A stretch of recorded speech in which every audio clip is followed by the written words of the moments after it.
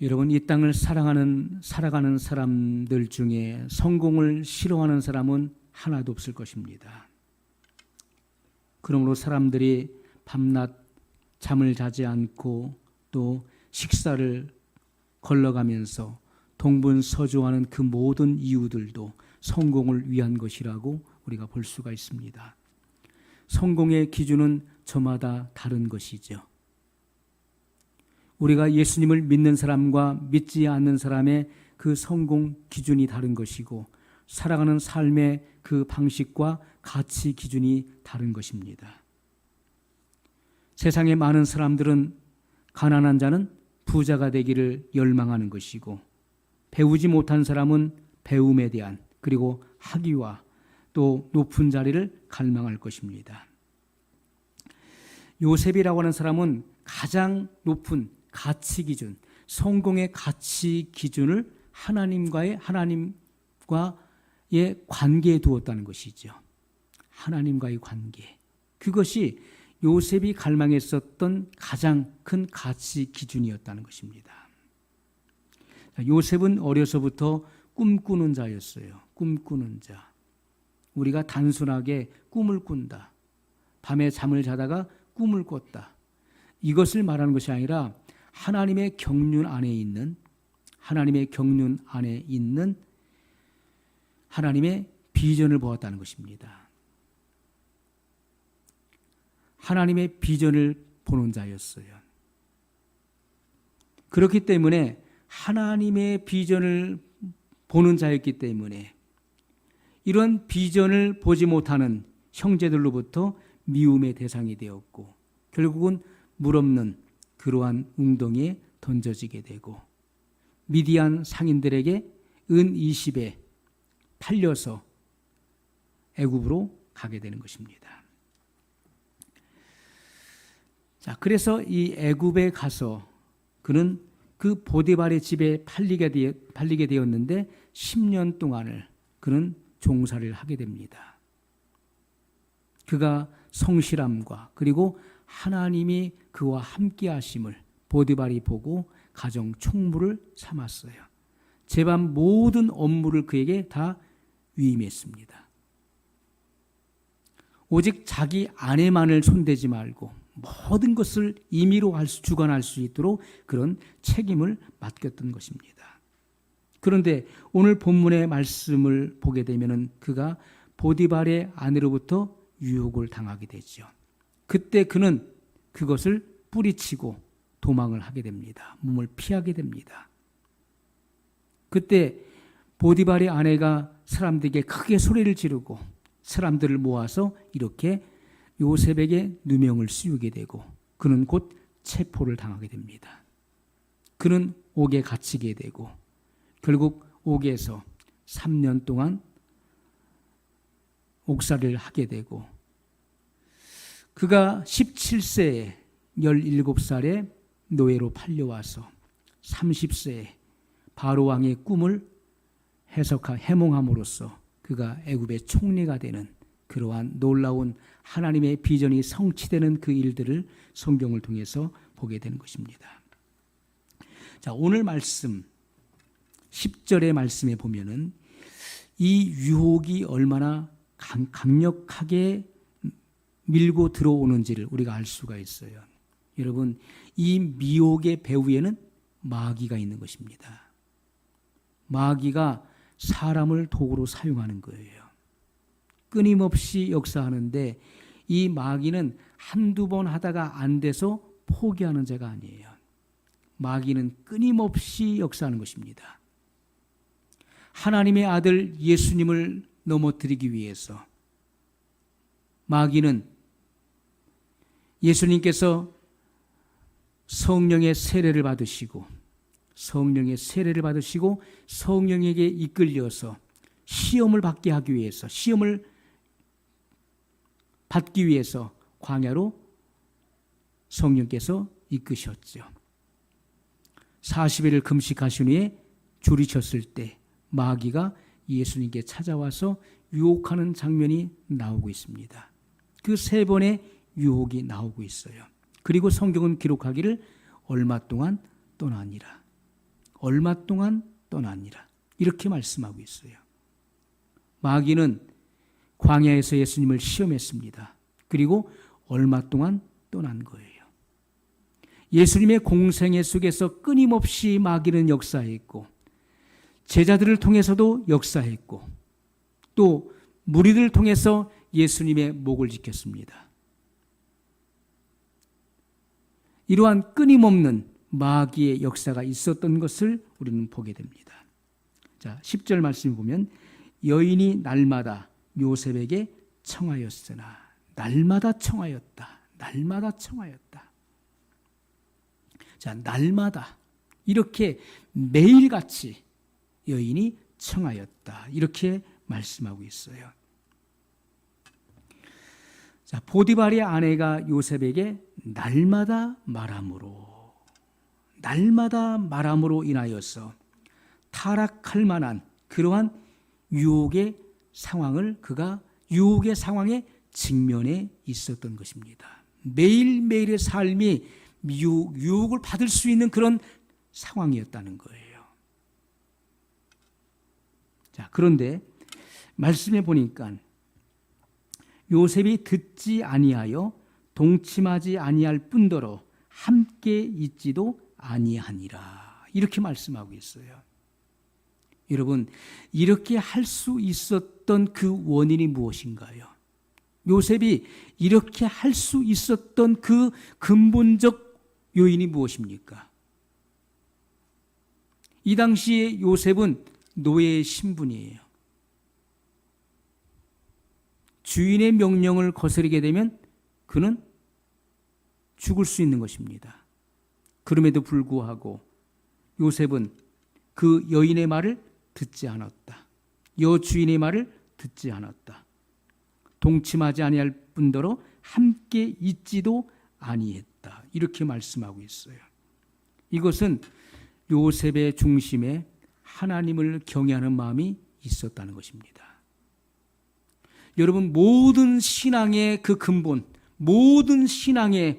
근본은 하나님을 경외하는 마음이에요. 하나님을 경외하는 것이 지혜의 근본이요. 하나님을 경외하는 것이 지식의 근본이라고 성경은 분명히 기록하고 있습니다. 하나님을 경외하는 마음. 우리가 경외한다는 것은 우리가 양면성을 가지고 있는 것이죠. 동전의 앞 뒷면과 같이 한 면은 하나님을 사랑하는 것입니다. 온 마음을 다해서 하나님을 사랑하는 거예요. 그리고 또 다른 측면은 하나님의 말씀을 두려워하는 것입니다. 사람들이 죄를 반복적으로 짓는 그 이유는 무엇입니까? 그 마음에 하나님을 두려워하는 마음이, 하나님 말씀을 두려워함이 없기 때문에 죄를 반복하게 되는 것이죠. 하나님 말씀에 대한 두려움이 없는 것입니다. 심판에 대한 두려움이 없는 거예요. 그렇기 때문에 하나님의 법을 무시하고 죄를 반복해서 짓게 된다는 것입니다. 요셉이 범죄하지 않았던 것은 하나님을 경외하는 마음을 버리지 않았기 때문에 극심한 고통 가운데서도 얼마든지 하나님을 원망할 만한 그러한 상황이었음에도 불구하고 하나님의 비전을 받았던 그가 애굽의 노예로 팔려오는 처절한 그런 참담한 그런 상황 속에서도 그는 하나님이 주신 그 비전을 버리지 않았다는 것입니다. 그러므로 하나님을 경외하는 그 마음을 그는 버리지 않았다는 것이죠. 그렇기 때문에 여인의 말을 듣지도 아니하고 동침하지도 아니할 뿐더러 함께 있지도 않았다. 오히려 그의 몸을 피하여 그는 도망하여 그 몸을 피했다. 이렇게 말씀하고 있는 것입니다. 여러분, 진정한 경외심은 사람의 말을 순종하는 것이 아니라 하나님 말씀을 순종함에서 나오는 것입니다. 누구의 말을 순종하느냐? 하나님을 경외하는 사람은 늘 하나님의 말씀을 듣는 자이고 하나님 말씀을 순종하는 자인 것입니다. 그러므로 요셉은 승리자로서 하나님께 영광을 돌렸을 뿐만 아니라 후대의 모든 성도들에게 이 같은 전례를 이 같은 모범을 남겼다는 것입니다. 이러한 죄의 유혹으로부터 승리할 수 있는 승리자의 그런 모범을 남겼다는 것이죠. 그러면 성경에 기록된 것입니다. 그 이후에 요셉에게 어떠한 복이 임했는지, 요셉의 생애가 어떻게 전개되는지를 성경에 기록해 놓은 것입니다. 그러나 우리가 또 다른 한 사람을 성경은 말씀하고 있어요. 그것은 다윗입니다. 다윗은 하나님을 두려워하고 스스로 지키는 마음은, 자기 마음을 지키는 마음을 잃어버렸다는 것이죠. 그러므로 그는 큰 타락에 이르게 됐던 것입니다. 다윗은 하나님을 경외하는 마음을 잃어버렸습니다. 그렇기 때문에 30용사 중에 하나였던 그의 충신 우리아 장군의 아내를 범하게 된 것입니다. 잠언 4장 23절에 보면 무릇 지킬 만한 것보다 더욱 내 마음을 지키라. 생명의 근원이 이에서 남이니라. 우리가 먼저 지켜야 될 것과 나중 지켜야 될 것이 있는데, 그런데 가장 먼저 우선적으로 지켜야 될 것은 마음이라는 것입니다. 그 마음은 이 하트를 말하는 것이 아니라 마인드를 말하는 것이죠. 마인드, 생각. 생명의 근원이 이에서 남이니라. 이렇게 말씀하셨어요. 육신의 생각은 사망이요 영의 생각은 생명과 평안이니라. 여러분, 청년의 정욕을 피할 수 있는 것, 청년의 정욕을 이길 수 있는 것이 무엇입니까? 주님의 말씀을 마음에 두는 것이라고 말씀했어요. 주님의 말씀을 마음에 두었으므로, 그러므로 청년의 정욕을 이길 수 있었노라고 시편 기자는 기록하고 있는 것입니다. 자, 우리가 성경에 이 같은 두 사람을 성경에 기록해 놓은 것은, 이것은 우리가 앞으로 이 땅을 살아가면서 겪게 될 많은 유혹에 대한 경계로서 성경은 기록해 놓으셨다는 것입니다. 하나님을 두려워하고 자기 자신의 마음을 스스로 지키는 태도를 잃어서는 안 된다는 것이죠. 그러므로 하나님의 말씀을 항상 내 마음에 두어야 된다는 것입니다. 내가 주께 범죄치 아니하려 하여 주의 말씀을 내 마음에 두었나이다. 하나님 말씀을 내 마음에 깊이 새기지 않으면 얼마든지 넘어질 가능성을 가지고 있다는 것이죠. 우리는 흠이 없고 더러움이 없는 인내로서 다시 오실 예수 그리스도를 기다려야 될 것입니다. 그러므로 여러분, 우리가 공중으로 휴거된다는 것, 예수님께서 공중에 임하실 것이죠. 셋째 하늘로부터 공중에 임하실 때 휴거될 성도들은 공중에서 예수님을 맞이하게 되는 것입니다. 그 공중은 주님께서 정결케 한 장소를 의미하는 거예요.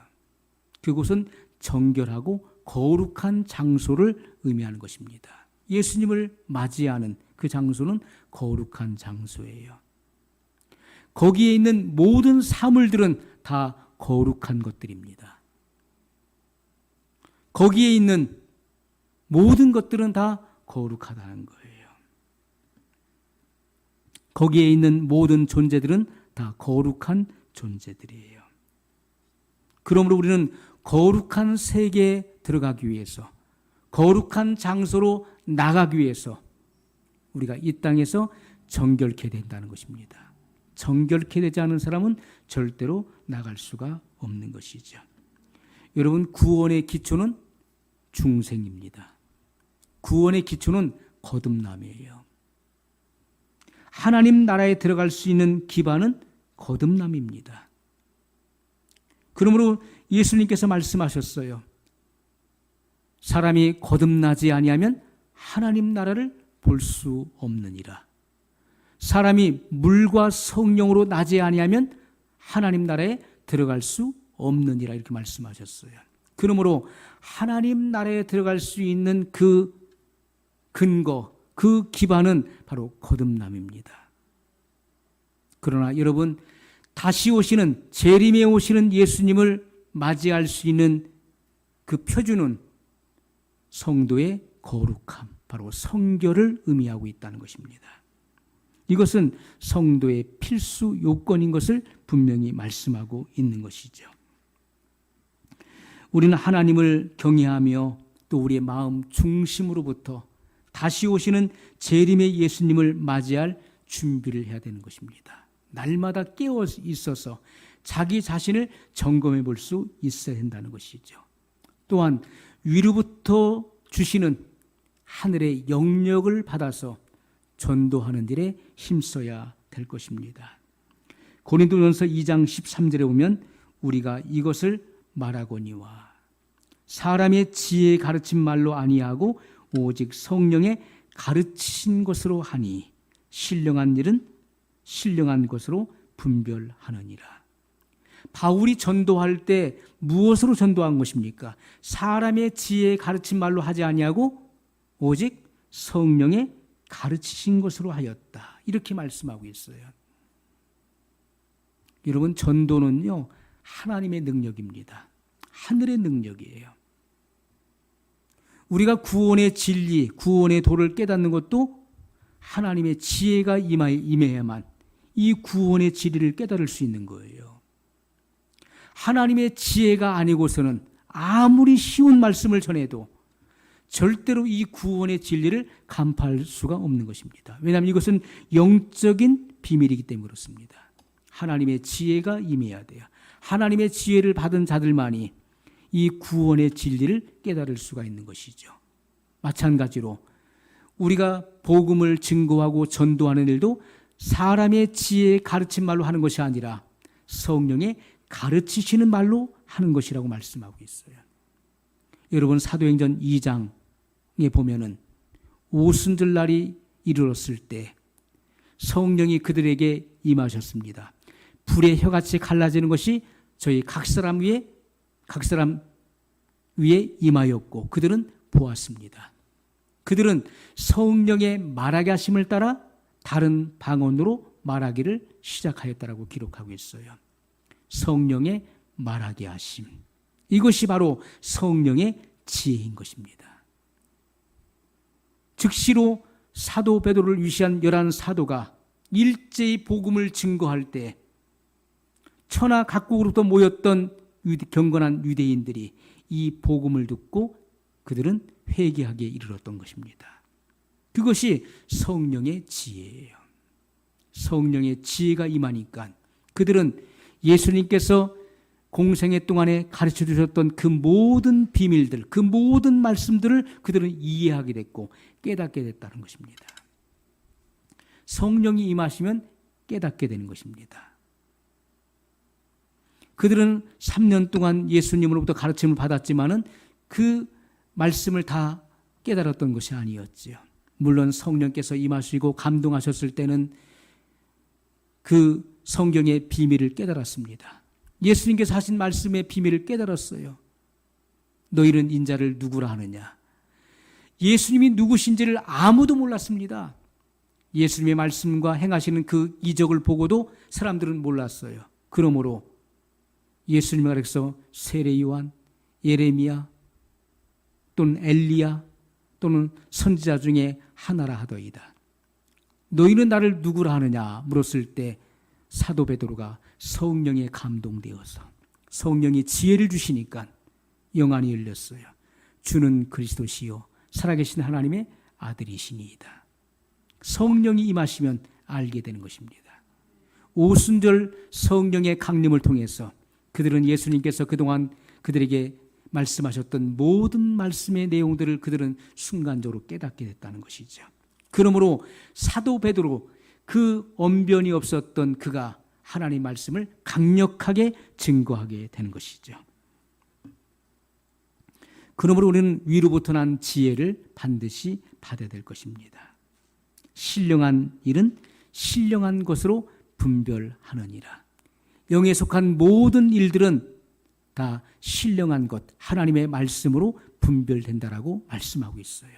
하나님의 말씀, 우리가 진리의 말씀을 옳게 분별해야 되는 것입니다. 이것이 진리인지 거짓인지를 분별하는 것도 하나님의 말씀의 지혜를 통해서 나온다는 것입니다. 우리는 천국의 지식을 습득할 뿐만 아니라 천국의 지혜를 받아야 될 것입니다.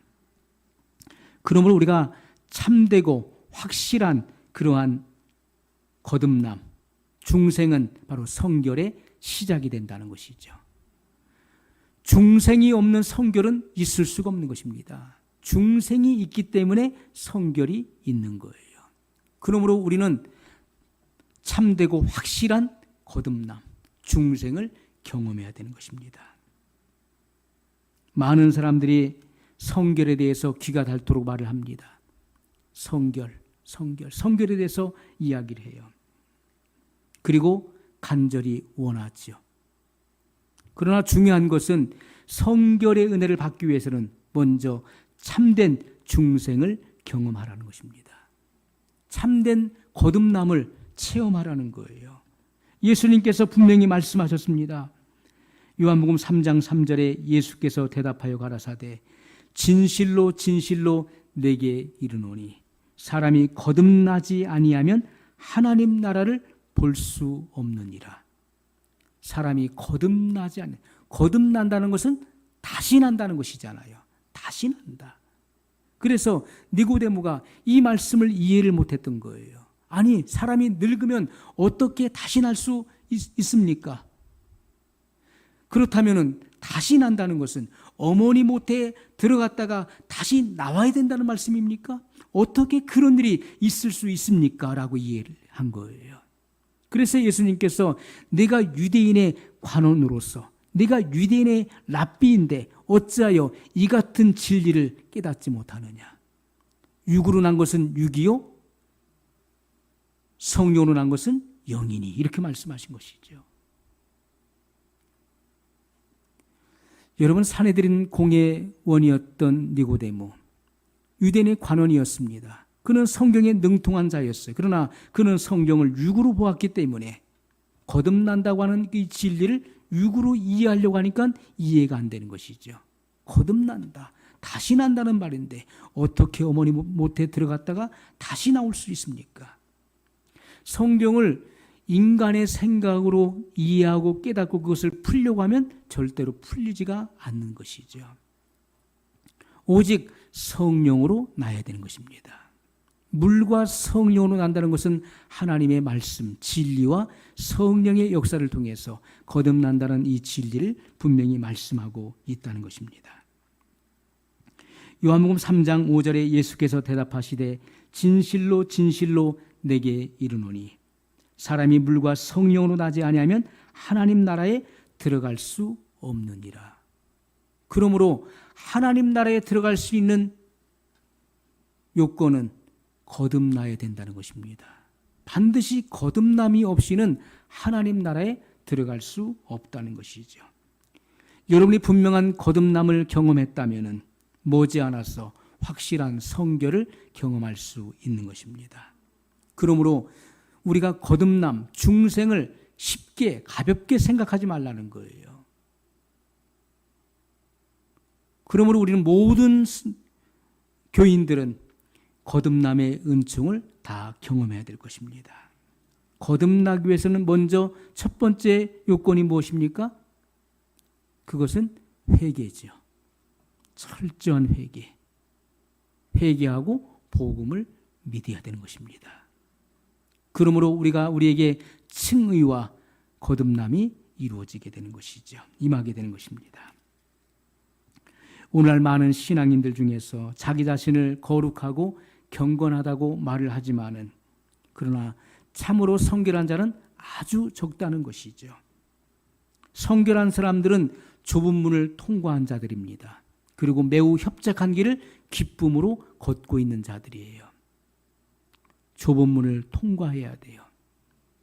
그래서 자기 자신을 낮추지 않은 사람, 자기 자신을 철저하게 비하하고 겸손해지지 않으면 좁은 문을 통과할 수가 없는 것입니다. 그들은 고난을 통해서 다 순종을 배운 사람들이에요.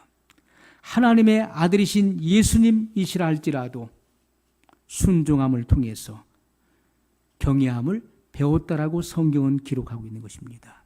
하나님을 경외하는 것은요, 순종을 통해서 배워가는 것입니다. 순종하지 않는 사람은 절대로 하나님을 경외할 수 없는 것입니다.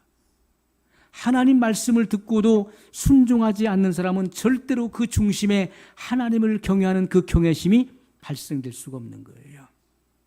하나님 말씀을 이해하고 깨닫고 우리가 안대로 그 말씀에 그대로 순종해야 되는 것입니다. 그러한 사람의 중심 가운데서 하나님을 경외하는 그 경외심이 일어나게 된다는 것이죠. 대부분의 많은 사람들은 교회를 출석하고 신앙의 연조가 깊어지면 자동으로 저절로 거듭나는 것으로 생각을 하고 있다는 것입니다. 거듭남은 저절로 이루어지는 것으로 생각하고 있다는 거예요. 그러다 보니까 자기 자신이 저절로 거듭난 줄로 생각하고 성결만을 구합니다.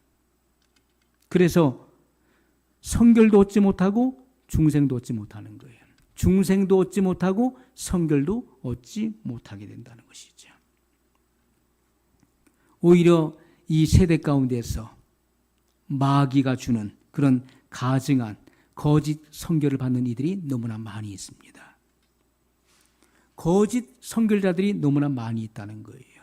예수님 당시에도 서기관과 바리새인들이 그 대표자들이었습니다. 그들은 자기 자신들을 가리켜서 그들은 의롭다고 생각했어요. 그들은 스스로를 경건하다고 생각했습니다. 자기 자신들은 율법을 준수함으로써 거룩한 자들이라고 생각했어요. 그들은 죽어서 아브라함과 함께 같이 식탁에 앉아서 음식을 먹을 것을 기대했습니다. 그러나 예수님께서는 너희가 아브라함의 자손이라고 그렇게 말하지 말아라. 주님은 그들을 가리켜서 회칠한 무덤 같다라고 말씀하셨어요. 겉은 깨끗하게 보이지만은 너의 속인즉 너희의 속에는 온갖 더러운 부정물들이 가득하다. 너희 속에서 나오는 것은 악한 생각과 음란과 거짓과 술수와 속임과 온갖 방탕과 더러운 것이 너희 속에서 다 솟아나고 있다. 주님은 그렇게 말씀하셨던 것이죠. 그것이 무엇입니까? 이 세대 속에서 마귀가 주는 가증한 거짓된 성결을 의미하는 것입니다. 회개도 참된 회개가 있고 거짓 회개가 있는 것처럼 성결도 마귀가 주는 그런 위장된 거짓 성결이 있다는 것입니다. 여러분, 사람이 회개한다고 하지만은 그 회개도 거짓 회개가 있는 것이죠. 무엇이 거짓 회개입니까? 중언부언하는 기도. 예수님께서는 너희는 하나님 앞에 기도할 때 중언부언하지 말라 말씀하셨어요. 마태복음 6장 7절에 보면 또 기도할 때 이방인과 같이 중언부언하지 말라. 저희는 말을 많이 하여야 들으실 줄 생각하느니라. 중언부언이 무엇입니까? 같은 말을 되풀이한다는 거예요. 그 마음속에 진실함도 없고 그 마음에 열심도 없으면서 같은 말을 계속해서 되풀이한다는 거예요. 중언부언. 시간을 때우기 위해서. 같은 말을 계속 반복해서 하는 것입니다. 자, 이러한 기도는 진실성이 없는 기도예요. 우리가 기도할 때 주님께서는 내 골방에 들어가 문을 닫고 은밀한 중에 들으시는 내 아버지께 기도할 것을 명령하셨어요. 우리 회개도 마찬가지입니다. 회개가 참되지 못하다는 것, 회개가 거짓되다는 것은 중언부언, 시간을 때우기 위해서, 또 심판이 두려워서 어쩔 수 없이 회개해야 된다니까, 자백해야 된다니까 그 죄를 고하는 것입니다. 그러나 그 마음 중심에는 그 죄를 버릴 마음이 애당초 없는 것이죠. 기도를 시작할 때부터 애당초 그 마음 속에는 그 죄를 버릴 마음이 없는 거예요. 여전히 그 죄를 붙들고 싶은 것입니다. 그 같은 기도는 거짓 회개인 것을 말씀하고 있어요. 성결도 마찬가지입니다. 성결도 거짓 성결, 그것은 위장된 성결이에요. 겉은 깨끗해 보이고 겉은 거룩하고 경건한 척하지만은 그의 속은 전혀 처리가 되지 않은 것입니다. 그의 속은 불결한 거예요. 온갖 더러움이 가득한 것입니다. 그의 삶과 인격이 조금도 변화되지 않은 거예요. 그것이 가증하고 더러운 그런 마귀가 주는 거짓 성결이라는 것입니다. 오늘날 이 같은 이들이 너무나 많이 있다는 것이죠. 여러분, 새들을 보십시오. 우리가 새를 보면서 새 암컷과 수컷을 구분하기가 쉽나요? 새들이 전깃줄에 앉아 있는데 저것은 암컷이고 저것은 수컷이다. 변별이 되시나요? 우리가 변별이라고 하는 그 의미는요, 사물의 옳고 그름을 가려내는 거예요. 옳고 그름을 가려낸다. 좋은 것과 나쁜 것을 구분해낸다. 또 같은 것과 다른 것을 가려내는 거예요. 그것을 변별이라는 말을 씁니다. 우리가 새를 보고서 변별할 수 있나요? 저것은 암컷이고 저것은 수컷이다. 그것이 쉽지 않은 것입니다. 그러나 우리가 어느 때 알 수 있습니까? 알을 낳는 것을 보면 알 수가 있는 거예요. 알을 낳을 때 이것이 암컷이었구나 알 수 있는 것입니다. 수컷은 알을 낳을 수가 없는 거예요. 알을 낳을 때 비로소 정확히 알 수 있는 거예요. 자, 이것은 비유입니다. 열매를 맺지 못하는 것은 거짓된 거예요. 열매를 맺는 것만이 참된 것입니다.